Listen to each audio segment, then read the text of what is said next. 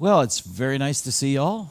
I hope that I can add some information for you that'll expand your experience in the very short time that we have in Dubrovnik.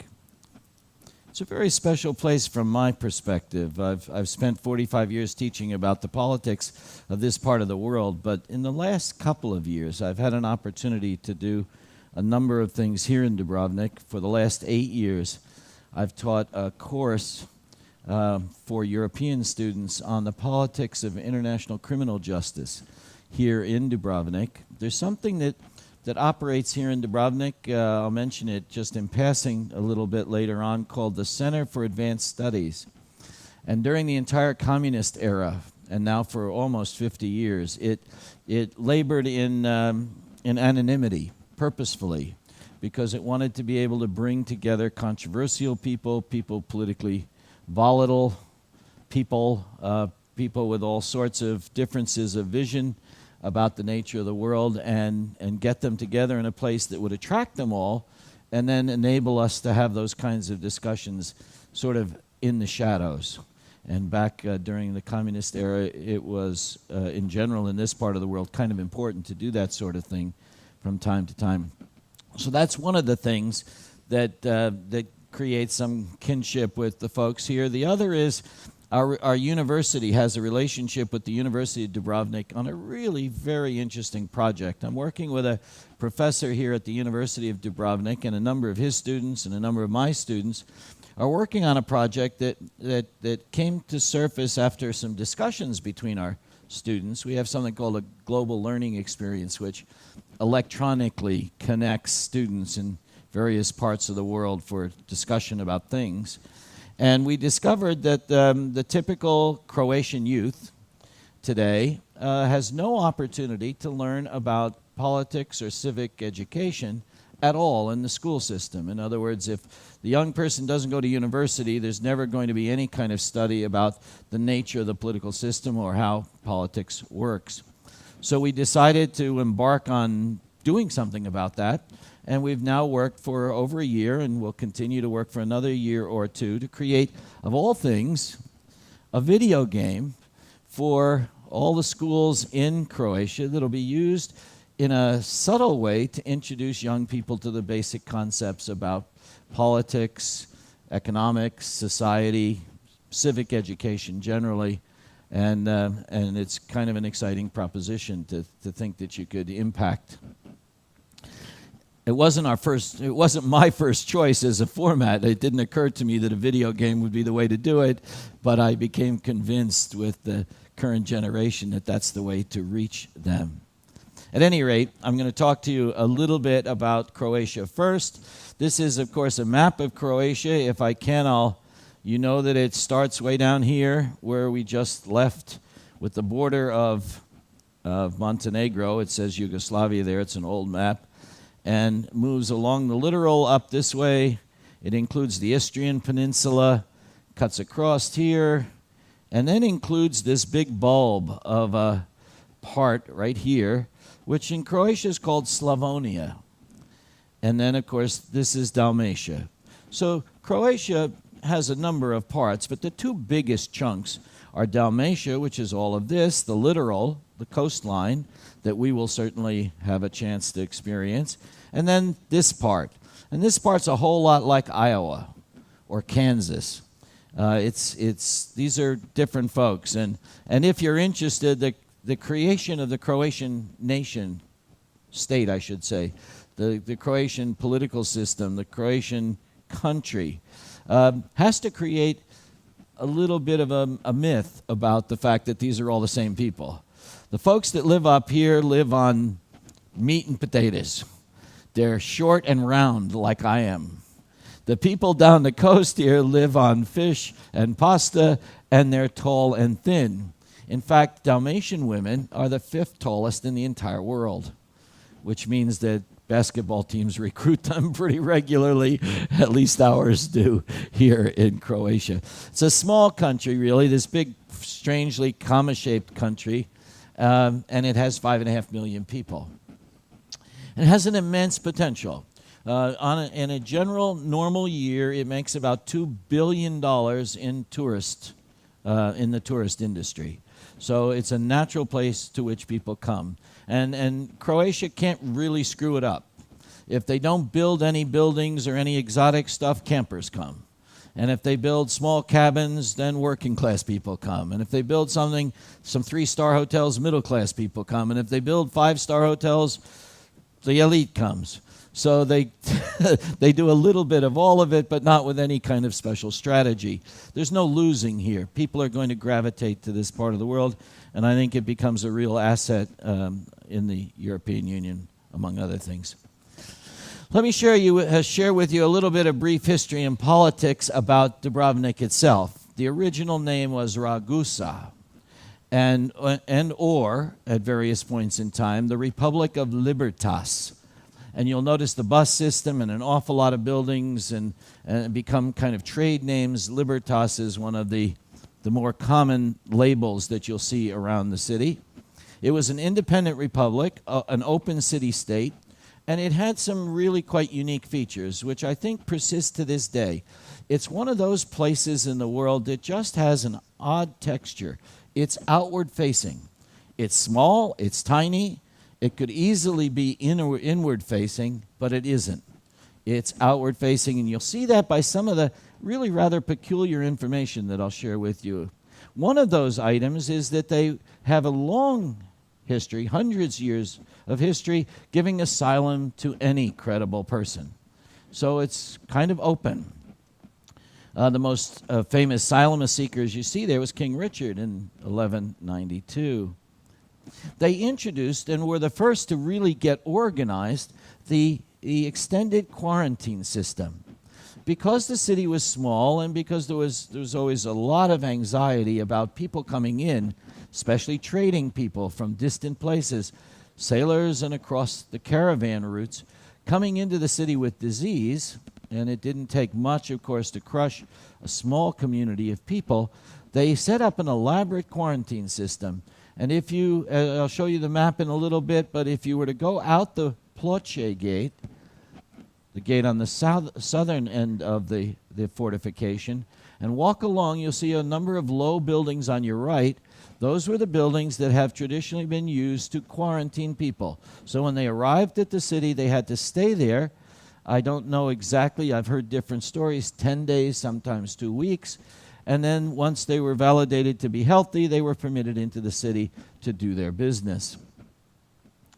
In 1571, to show you something about the outward-facing diplomacy of the place, Dubrovnik supplied ships to both sides in the conflict between Christendom and the Ottomans.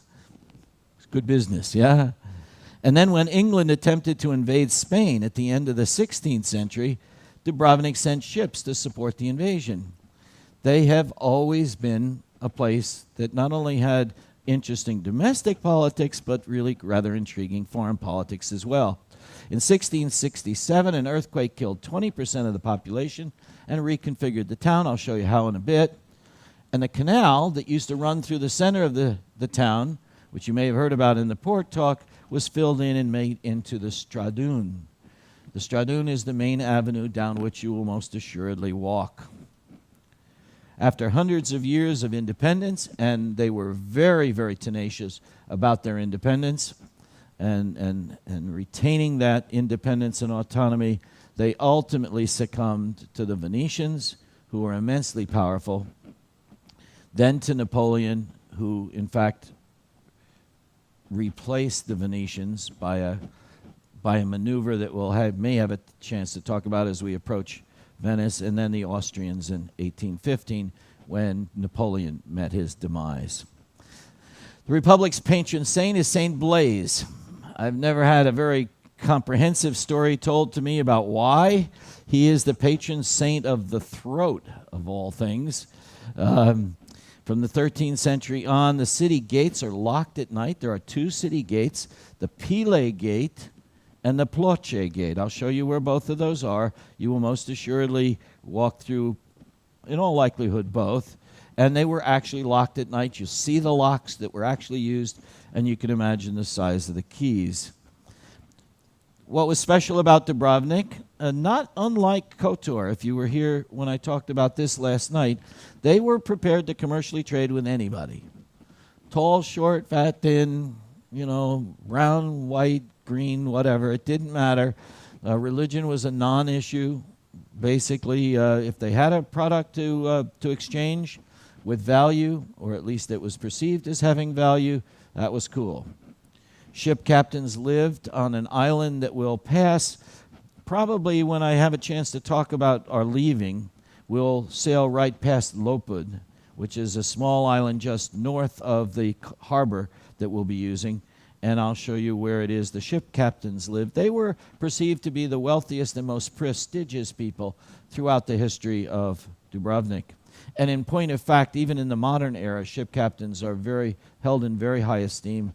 And when the defense of the city was taken up in 1990, in the early 1990s, a number of the ship captains were volunteering in the front lines there. The original settlement was not here in Dubrovnik, or there where we're going. It was, in fact, in a place 8 or 10 miles south, in a place called Savtat. That's C-A-V-T-A-T, pronounced Savtat. It's a charming place to this day, a small city on the coast, easily visited. But in fact, there was a lot of seismic activity there, and that caused people to move further north and to establish what we know today as Dubrovnik.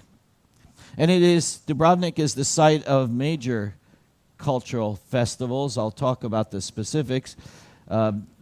It's of interest to people with a bent to very high culture, and of course draws a number of people with those interests back at various points in time during the year. There are some interesting things. I think it's all interesting, but particularly interesting things that the city of Dubrovnik, remember this independent city-state, did to protect and manage the population of the city. I already mentioned to you about the quarantine system that they created. They also created some specifics in terms of politics that I always find fascinating, and I'm eager to talk even more with you about what the Venetians did in terms of creating the political system in the modern era. But the highest official was called the rector. This was the highest executive office in Dubrovnik, and that person was elected, but served for just 1 month. And then they would elect another one. For those of you who like term limits, that probably is particularly enrapturing. This person was compelled, this was a wealthy person in the city, and that person was compelled to live in the palace during his term. You will certainly walk through the rector's palace, or at very least by it. I'll show you a picture of it in a little bit, but the rector had to live on the second floor. The first floor is kind of interesting because the only jail cells in the community were on the first floor.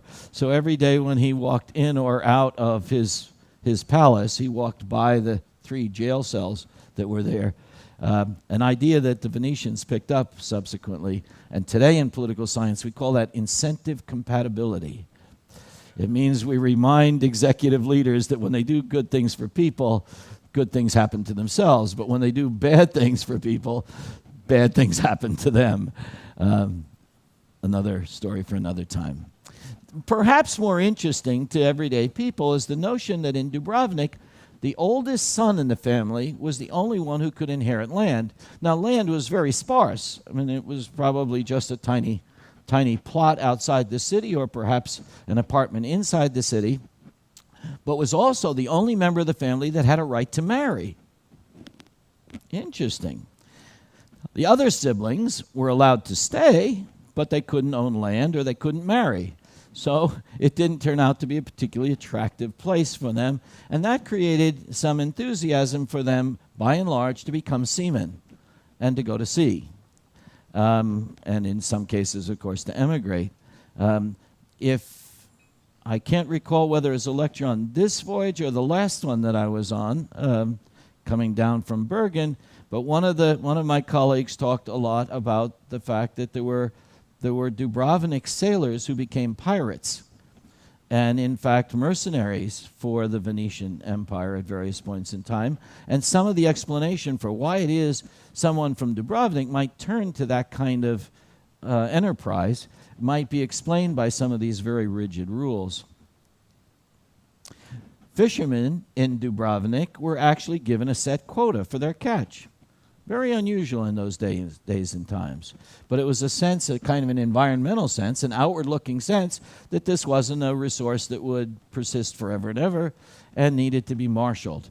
And so that the quotas of fish were obviously set to the needs for the local population and a bit more. Dubrovnik city dimensions. I'm going to use a pointer here since the laser thing doesn't quite work. We're going to be at a dock right here. This is called Gruj. This means the harbor. This is the place from which the ferries come and go and fan out all across the islands, the 700 plus islands of Croatia. So we're in here. This is a large peninsula that you'll see as we round. Most of the high-end resorts are here. This is called Babin Kuk, an old term actually that goes back to Islamic origins. This is another peninsula here, very popular with residences, called Lapad. And then you've got Baninova here, and the old city here, the white part that you see. So essentially the shuttle bus will be taking you straight down this avenue right to the Pile Gate. I'll show you a picture in a bit. So it's a straight shot, except that there are these roads are one way, so you may not notice that you're going back the same way that you came, right? And there is, of course, a public bus route that runs the same way. All right, so we're in the old city. Let me share with you what that looks like. This is the old city. First and foremost, understand that the walls go entirely around the city, all the way around. And you can walk on those walls. To access those walls, you'll need to access them from one of two places. One is right inside the Pile Gate to your left, stairs going up big time. The other is right inside the Ploče Gate, again over in here, right in here, and another place to go up. You'll notice that's sort of halfway around. Most people that are not mountain goat-like will essentially go up one of these places, walk halfway around, and consider that quite enough. The rest of it is even steeper and more difficult. So you don't want to start with the backside, start with the water side, and then give up. This is quite legitimate, just fine. In fact, there's a cost to go up on the walls, and in fact, it is by far the best place to see the city and to see the sea and to spend the time if there aren't very specific things that you're anxious to look at. Now, the Stradun is right here, this straight shot right here. Again, I'll share with you pictures, but this part of the city is up a hill. So as you walk along here, if you look to your left, all you're going to see is stairs. Really formidable stairs going up. Very narrow walkway with stairs going up. One after the other in a parallel line. What you won't see is that there are small alleys crossing the other way, just barely wide enough for one or two people to walk. That's largely a residential area. The rest of this area right here is by and large flat. So it's much easier for you to stroll through those places. And it's not a perfect grid, but it's pretty difficult to get lost. You just keep moving along and you'll find your way to one of these areas. This is the old port. Every once in a while there's a cruise ship out here tendering, but basically, so the things to do. The city walls would probably be, if you've never been before, one of the more substantial things that you could commit to. I had to remove from the sense that by far the nicest time to do that is at sunset. But we're not here at sunset, so we'll just have to put that aside. There are also, if you're the kind of person who's intrigued by the construction and the notion of building walls, you will be interested by the fact that the Republic worried about attacks from the north, built some walls about 35 miles north of the city of Dubrovnik. These are the walls of Stan. They go from a place called Stan to a place called Malistan, Little Stan, and they cross something called the Pelješac Peninsula. And the sense was that it was important to create that kind of a defensive wall.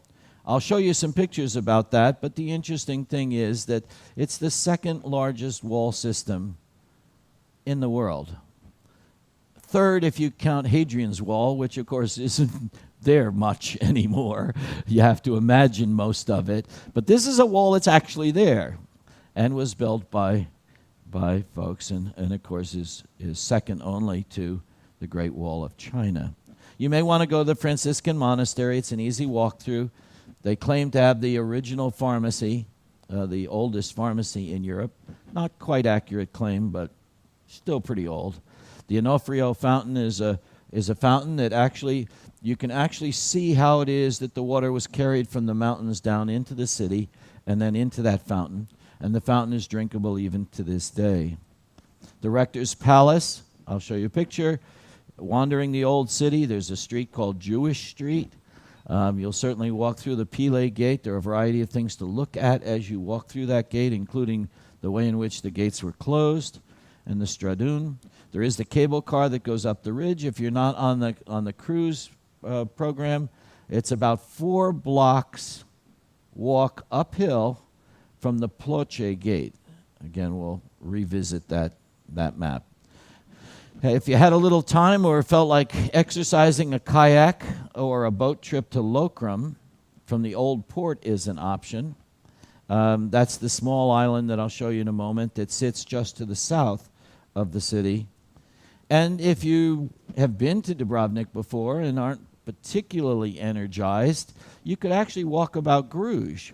Gruž is the harbor that we're going to be in. It's the new harbor. And it's the place where real people, real Dubrovnik people, buy things, where they manage to have their everyday commercial activity. You'll notice this is the old city of Dubrovnik here. So just south, and you can get there from a boat that goes back and forth all the time from the old harbor, over from here, from the old harbor around to here. This is the island of Lokrum. Today it's a park. The French used it by creating some cannon mounts here in the highest point facing the city to intimidate them. Napoleon was really into that. He created 3 positions from which he positioned cannons to intimidate the people in the city because in his mind they had a very strong sort of independent spirit and he wanted to do as much as he could to minimize that. The Austrians, when they took it over, used it as a palace for one of the Austrian princes. This is the Stradun. These are rare pictures, like the ones you saw in the port talk when there's nobody there. This is not what it will look like tomorrow. There will be all kinds of people with little paddles walking around with lots of folks following like little chicks along the way. The Stradun really is interesting. I took this picture in November when things really don't function very actively. This is a picture looking south. So when you come in the Pile Gate and get through the 2 defensive walls and what was in between, you'll walk in, the fountain will be on your right, church on your left, and this is what you'll be facing. So the natural thing for you to do is to walk down the Stradun. It's not particularly long. My guess is maybe 300 meters, maybe 4. When you walk down the Stradun and look to your left, this is what you see. Aisle after aisle after aisle. Probably 15 or so of these series of steps. And if you're adventuresome, you can zip up there. That's where most people live. And on the cross streets, or cross alleys really, there are a number of small restaurants. I would just say to you that the surprising thing is that those restaurants, the small ones in the back, are not really much cheaper than the other ones. It always astounds me that location doesn't seem to make a difference. The monastery, these are pictures from the inside of the monastery. And this is a picture of the rector's palace. That's the rector's palace from the outside. On the right, you see the interior of the main floor. That's the stairway up to the rector's residence. And just to the right of those columns that you see there on the right are the 3 jail cells that were used for aberrant behavior. Gruj is the name of the harbor. If you ever need to get back to the ship, Gruj is a word that you might want to remember. On the left, you see a picture looking north. That's from the old city. The old city would be essentially from that picture on the left behind you by a mile or so. The ship will be there. You see a small cruise ship up in the corner. That's probably where we'll be. And this is looking north and is the way we'll exit when we leave the harbor at the end of our visit. The other picture is looking south. The building that you see just here is the maritime building. All of the ferries and all leave from this basic position, and our ship will be back in here somewhere. As you may have already picked up, there's a supermarket right on the pier that has normal everyday prices. And so basically the shuttle bus is going to be taking you this way up past Lapad and back in here to the old city. The old city from the south looks like this, and a closer up picture of the fortified walls. The old harbor is just to the right.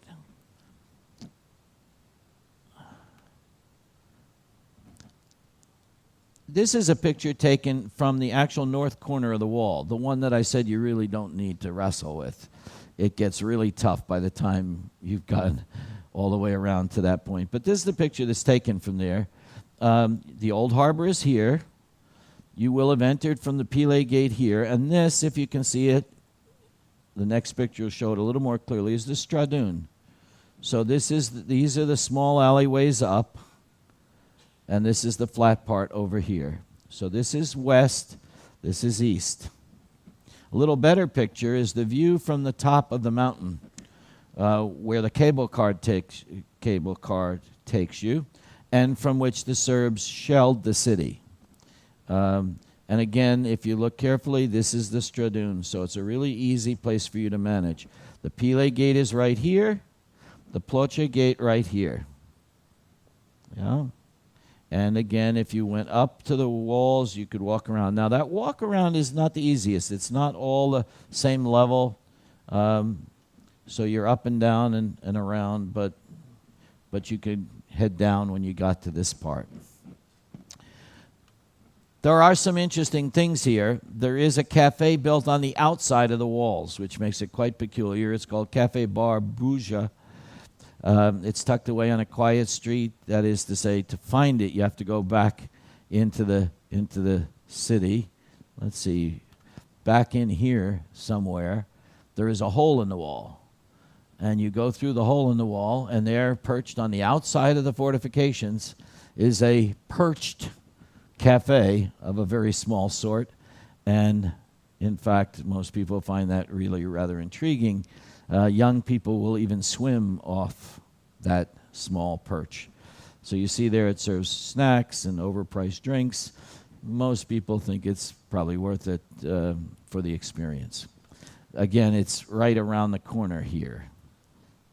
Right out there. All right. When you go to the Pile Gate, when you look, you'll see the fortifications in front of you. But just back on your right, as you look back, there's this thing called the French Bastion. I told you that Napoleon was particularly sensitive to the spirit of the Dubrovnikers, and so he used Lapad, put a fort on the top of the hill with the capacity to shell the city if need be, and then built this French bastion with the guns pointed at the old city. So the 3 points of access essentially caused the Dubrovnik people to restrain themselves. A Couple of basic pictures here, and now some facts about Dubrovnik. The Franjo Tuđman Bridge. Franjo Tuđman was the nationalist leader that participated in the wars in the 90s that made Croatia an independent country. Obviously, for some, he's a hero. But by and large, he's responsible for an awful lot of violence and I think unnecessary killing. I'm one of those people who thinks that war is usually a reflection of political failure. And as a result, I don't get too excited about people who take their country into such adventures. The bridge was blown up by the Serbs very early on. In fact, I'll show you a picture in a minute, but by blowing up that bridge, people, in order to get to Dubrovnik, had to travel an extra 20 so miles, all the way up essentially a fjord and all the way back down the other side. So it really did cut off the city very substantially. And until the bridge was built, well into the 2000s, the city struggled with its capacity to be supplied. There is the University of Dubrovnik and the Inter-University Center for Advanced Research that I've mentioned to you. If you have any interest in those things, all you have to do is to walk north from the Pile Gate, about 4 blocks. And as you walk up a slight incline back toward Bruges, you'll notice on your left one building that is the rector's administration building, and then an absolutely beautiful building that used to be the old hospital and was just refurbished and is one of the buildings of the university. I'll show you a picture of that in a moment. The yacht harbor, if you're wondering where all the yachts are in such a magnetic place, they are actually up the river, under the bridge and up the river from where our ship will be. So they're not actually in Bruges Harbor. There's a huge marina up the river, as I'll show you in a moment. Dubrovnik was attacked during the Civil War in 91 and 92 from the sea. The Serbs came in small boats, naval vessels, and bombarded the city from the sea and from the mountain top that I mentioned to you. It was defended meticulously and energetically and rebuilt. The siege, though, lasted for 7 months, and a large number of the buildings were hit. If you walk around from the walls, all you have to do is look down and notice which of the tiles are new. Every one of those tiles is a building that was destroyed during the war and had to be rebuilt according to the UNESCO standards with the same tiles from the same clay, from the same quarry as the old ones. And then you can very easily see the ones that have aged and are moss covered. And of course, you've heard about the Game of Thrones. I think it was the 2nd or 3rd season that found it possible. The first season was, I think, I'm not a fan, but it was filmed in Malta without much in the way of settings. 2nd season in Dubrovnik. The 3rd season is now somewhere else. But they've been masterful in selecting places that they didn't have to invest a lot in the course of making that. So the ship is going to be right here. If it's really crowded, it can even be here. And this is the Franjo Tuđman Bridge. And this is the long, almost fjord-like thing that goes up to the yacht harbor. On your left is the new university building. It's really quite captivating. I can tell you it's a high-tech facility. And the building on your right is the university rector's administration building. Here's St. Blaise, the patron saint of Dubrovnik. You'll see him. He holds a plan of the city in his hand. And as I say, he's the protector from illness of the throat. Must have been something peculiar to Dubrovnik. The Pile Gate looks like this. That's the proper pronunciation, Pile. This is what you'll walk across and through. You're not in the city quite when you get through the first gate. There's a second gate, defensive gate. And this is on the right what it looks like at night. It's absolutely captivating. If you were here for the port talk, you heard an explanation of these little strange things that used to spew water. It's a curious challenge. Just inside the Pile Gate, about 10 meters on your left, is a small outcropping in the stone wall. Some of the locals claim that if you can stand on that surface right up, oops, I'm not showing you a picture of it yet. Hang on, I'll show you a picture of it. If you can stand on that small outcropping for 10 seconds, you'll have love and happiness for the rest of your life. In the Port Talk, said you had to take your shirt off. I've never seen anybody take their shirt off. And so that's some kind of addition from somebody. I've seen lots of people try. Haven't seen anybody do it, especially anybody our age. But if you want to give it a shot, this is what it looks like. It's a very smooth piece of stone, and you are to stand with both feet and try to stand against the wall. It's not easily done, as you might imagine.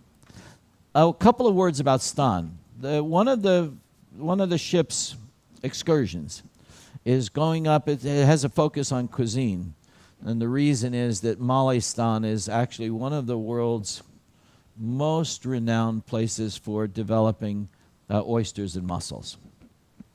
The reason is that there's a peninsula that moves off the mainland and goes north, and in the bay behind the peninsula, the waters are placid like they were in Kotor, here in Kotor Bay. And that lends itself to the creation of oysters and mussels. So if you're on that trip, you'll have a very interesting time. If you're not on that trip, you've been to Dubrovnik before and you're looking for some other kind of adventure for the day, going up to Stan and Mali-Stan is a good option. Remember, that's the defensive wall that's 7 kilometers long. It was a defensive structure, basically, built from the 13th to the 15th century and constructed by the Republic of Ragusa, or Libertas, Dubrovnik, basically. Originally, there were 40 towers, 20 of them still survive, and 5 fortresses. It's the second longest defensive wall in the world, and it's the eastern end, Mali-Stan, Little Stan, and it is little. We're talking about 4 or 5 buildings that are focused on providing oysters in restaurants. Not only that, but there is also a local wine that has a special reputation that you might have heard about called Dingac, basically, and it's a formidable red wine. If you go to Stan and you want to do the walls, and you'd have to be pretty energetic, they're open from 8 to 7:30. I've got a couple pictures of what the walls look like. As I say, they're 7 kilometers long, and they go from Stan to Mali-Stan, all the way across the Pelješac Peninsula. A couple of more pictures. It's a hike, no question about it. This is the original design, so the walls are not just, these are the walls that you see, obviously, but there's a second set of walls that go this way for purposes of the defense. So Mali-Stan is over here. The oyster beds that you can, actually you can solicit an opportunity to go out and pick them out of the water yourself if you care to. Okay, a couple of things about Croatian distinctions. Croatians, new countries, love to make claims to things, and they tend to stretch the envelope just a little bit. So I thought I'd share with you the credible and the not so credible claims, some of which you may already have heard. They did originate neckties. The story from the Port Talk isn't exactly accurate. The story that is accurate goes all the way back to the Crusades, when in fact various armies created by various kings were marching through this part of the world, recruiting more soldiers to go along with them. And the Croatians, who were already Catholic, whatever that might mean, some of them were enlisted, but they were Southern Slavs and not very sophisticated. I can say that because I have a Croatian heritage, so I get away with it. But by and large, they would get confused, and when the battles broke out, they sometimes ended up killing the wrong people. You know, they saw people that were different from themselves, and so they weren't very good at being support troops in the overall struggle. So the French decided to tie something around their neck which would indicate that they were with the good guys. And what they tied around their neck was something like a kerchief, and the French called it, of course, something that would designate that they were Croats. Yeah? Now, Croats don't call themselves Croats. You know, Hungarians don't call themselves Hungarians. Those are all Western labels for them. What a Croat calls himself is Hrvatska, or Horvat. Well, the French managed to bastardize that, and from that became the term in French for necktie, called cravat. So the word Croat and cravat got interchanged, and in fact, to this day, one of the cottage industries in the city is something called Croatia ties, and they make these beautiful expensive men's silk ties because they were the originator of neckties. The currency is named for a rodent, the kuna, the marten, if you will. Some of you back in the very old days probably had stone marten boas when they were in fashion in the 50s, 60s. I'm old enough to remember that. The world's largest truffle comes from Croatia. They invented finger painting, of all things. A man named Penkala invented the first mechanical pen, ergo the name pen. Comes from his family name Penkala. A man named Vikic invented the first torpedo, true, and the first wind turbine was created here in Croatia. Now, the not-so-credible things that you'll hear that the Croatians take credit for. They did not create the first parachute. They'd love to tell you that. The stone from Brač, which is the large island that we'll pass sometime in the night after tomorrow, Brač has a large stone quarry that quarries white stone, used in a lot of important buildings in Europe. But it is often rumored that it was used to build the White House in Washington, and it wasn't. Some of the stone was used to decorate little bits and pieces, but in fact the stone was not from Brač. It's often said that the Republic of Libertas was the first to recognize the U.S. after American independence was declared. Also not true. It was second. It's said to be the home of Marco Polo. I'll mention that in a moment, but that's awkward too. And the first pharmacy in Europe, no, was actually the second. And finally, Nikolai Tesla. Tesla was actually a Serb, but lived for a little bit in Croatia, so the Croatians just simply decided to glom on to the name. You know that Tesla was that absolutely fascinating character that argued with Edison about current and all sorts of other things. Turns out Tesla was more correct than not. I said I'd mention about Marco Polo. You've all heard about Marco Polo. You probably know that he was from one of these islands called Korčula. We will pass Korčula when we leave Dubrovnik. He was just extraordinary, wasn't he? I mean, think about his time and age and these journeys that he made. I mean, those of us in modern times would have difficulty replicating, this kind of a journey, and he was making them ever so long ago.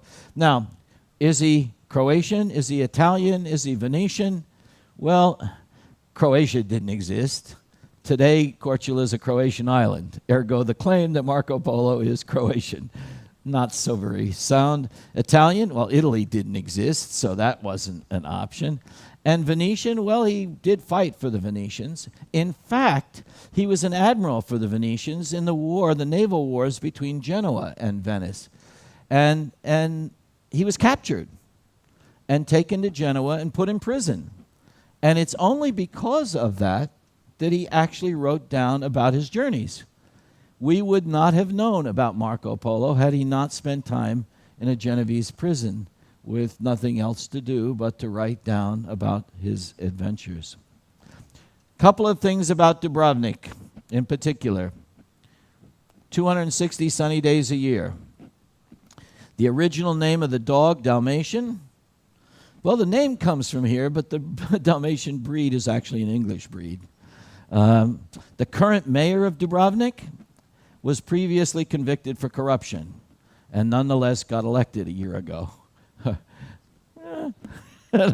So be it, right? There are 4,000 people that live in that old city that you'll be walking through in the old town part itself. There's a scientific library there with 100,000 volumes, many from the 15th and 16th centuries. A man named Marin Gotaldich created and used a telescope before Isaac Newton. And the city festivals that I told you I would mention are the Summer Festival, the Chamber Music Festival, the Early Music Festival, the St. Blaise Festival, and the Libertas Film Festival, all of which are renowned, I think, in many circles in Europe. So the real distinction of Dubrovnik, of course, is that it's a sun-drenched, clean, tourist-friendly place on most people's bucket list. George Bernard Shaw says, "Those who search for paradise on earth should come and see Dubrovnik." A quick word about eating in Dubrovnik. We won't have much opportunity. It's generally expensive. The food is very Mediterranean, pastas, pizzas, seafood, and some vegetables and fruits.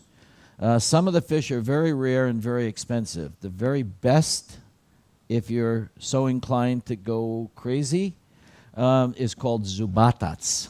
You see the spelling there. That means toothfish. It's a fish that you can always recognize because it has buck teeth. The teeth stick out and it scrapes moss. It's a vegetarian. It scrapes moss off the rocks and feeds itself that way, and I suspect that makes the fish extraordinarily tasty. There are a couple of proven places I can point out to you on a map in a moment. The word riba is for fish.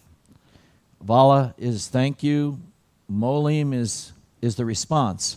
If I say thank you, the typical person, waiter or salesperson will say molim. It means please, but they're essentially saying please don't mention it. Yeah, so it's the response. Da is yes, ne is no. If you count, jeden, dva, tri, if you do this, you'll probably get two. This is always one. So if you're confused, jeden, dva, tri. Pretty simple. And the kuna, I think, is something around 7-1 to the US dollar. Again, there's a picture here. The three restaurants that I know are reasonable. There's one right here outside the Pile Gate. There's one here right off the pier in the old city just outside the walls. And right here, again, outside the Rector's Palace, there's a fish restaurant that has a very, very good reputation. Finally, on our departure, I'll have an opportunity to talk to some of you who will be up in the Explorer's Lounge. We're going to go by the islands of Lopud, among others, where the ship captains lived. And then we're going to move ourselves up along past Korčula, where Marco Polo was born, up past Split and Šibenik, and I think we'll take the inside passage all the way to Zadar, which is our next place. I want to simply conclude with 1 minute of your time. I wanted to tell you a story. It's one of my favorite stories, very brief story, that I actually heard Mikhail Gorbachev tell at a Soviet cocktail party. Soviet cocktail parties are usually very, very liquid affairs, and people get very, very tipsy. But Gorbachev was himself a teetotaler, and still is. And he would tell this story. It was an impish charm about the way he did it. It goes this way. And so you can imagine his audience are other Communist Party members who are a bit drunk. And he says, well, let me tell you a story. There are these two hoodlums. And they get some spray paint, and they spray paint on the side of the Kremlin, Brezhnev is an idiot. Now, Leonid Brezhnev was the leader from 1964 to 1980 when he died, and the last primary leader of the Communist Party. So here's Gorbachev, the younger upstart, making some statement about the old guy. Brezhnev is an idiot. Well, in all Soviet stories that are about such things, the perpetrators always get caught. They always get tried, and they always get convicted. That's a given. So that wasn't at all surprising. But what was surprising, Gorbachev tells his audience, there's the sentence. The sentence was 333 years in prison for each of them. And of course, the audience says, well, why such an odd sentence? And Gorbachev says, well, they got 3 years for hooliganism. They got 30 years for defacing state property. And they got 300 years for revealing a state secret. Here's the man telling the story about the Communist Party leader. He succeeded. Well, I've taken up your time. As always, I'll go down by the piano to see if anybody has any questions. You are clearly the stalwart few who are still about and interested in the places that we're going next. I think the last opportunity that I'll have, ironically, is currently scheduled for 9 o'clock the night before we get to Venice, but there are so many absolutely fascinating things that you don't know about Venice, especially the way in which Venice contributed to modern political systems that I'm eager to talk with you about. So I'll hope to see some of you at that very awkward time or whenever else it's scheduled. I follow the daily just like you do and find out when these things are going to happen. So we'll all be surprised together. Thank you again for being here.